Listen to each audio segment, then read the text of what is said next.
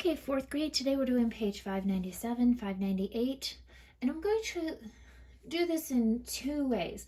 I'm going to give you the kind of long explanation of why we can use some cheats I'm going to show you in a minute, just so you kind of get the concept of what we're doing, but then I'm going to show you the cheats again in a more simple form, because there are sometimes, like when a parent tries to explain how to do something or why something works the way it works, okay, and sometimes you come out more confused than you were before.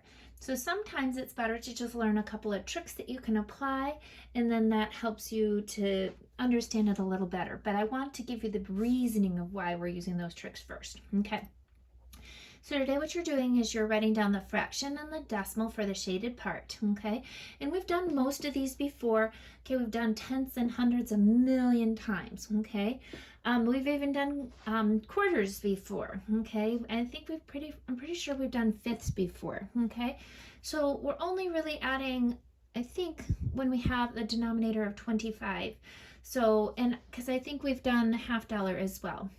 But the reasoning behind the way we use these tricks, I'm going to show you here in a minute, okay, is because we know how to do tenths and hundreds in our sleep. We've been doing them since last year. They're super easy. So when we have a bottom number of 10, it's really easy. We can just move that decimal point 1 or 2 spots and we're good to go. So when we're doing a half dollar, if we could technically get an equivalent fraction and go into 10. So 2 goes into 10 5 times. Okay, which would be 5, and then we would move the decimal point 1 time, okay? And we have already learned, okay, that that's like 50. We can put a 0 on the end.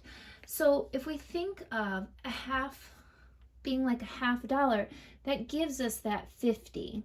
So that's why we can just say, oh, half, I'm going to think about money, okay? Same thing when we're doing fourths, okay? We can't go 4 into 10, but we can go 4 into 100, and there are 4 goes into 100 25 times. So 2 times 25 gives me 50, okay? So that's making an equivalent fraction, okay? So think for a second, 2 quarters is worth how much? 2 quarters is worth 50 cents, okay? So again, when we're using half and when we're using fourths, we can think of them like money, because I think that's a lot easier way to think about it than trying to turn it into an equivalent fraction and then going from there, okay? Next part is, why can we think of fifths by multiplying by 2 and then just moving the decimal point? Same reason as before, because we could make an equivalent fraction. 5 goes into 10 2 times, 3 times 2 is 6, and then make it go over.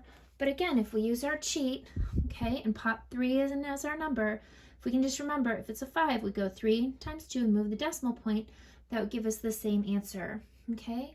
And one more explanation behind this one, which is 25 can go into 104 times. 3 times 4 is 12, okay? No matter how many different ways we do it, every time when we're doing 25 and trying to make an equivalent fraction so that we can move the decimal point, we'd always do it by 4s, because there are 4 quarters or 4 25s in 100, okay? So now to completely confuse your brain, I'm going to show you the cheats, because I think this is going to make a lot more sense to you, okay? So again, if we're thinking about halves and we're thinking about a 4 in the bottom, we can just think of it like money. So half a dollar and then how many quarters, okay? Then you only have 2 tricks to remember, which is when it's got a 5 in the bottom number, you multiply the numerator by 2 and move your decimal point once. When you have a 25 as your bottom, you're multiplying your numerator by 4 and moving your decimal twice, okay?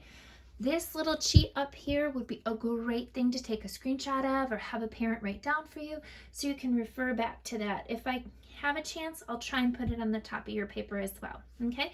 So let's apply those cheats, okay, to our problems down here, okay? So again, I'm going to write a fraction, so I'm going to count all of them first. 1, 2, 3, 4, 5. And then there's 4 of them filled in. So now I've made my fraction. It's a fifth, so I can look and see that when I have a fifth, I'm going to times by 2 and move my decimal point 1 time. 4 times 2 is 8. move your decimal point one time. Okay? Same thing here. I have 2 out of the 4 filled in. We know when we're thinking of fourths, another way to say that is quarters. So basically this is saying 2 quarters. And how much is 2 quarters worth? 2 quarters is worth 25.50. So 50 cents. And I just put my decimal point in. Okay? If they give you 100, that should be a no-brainer one.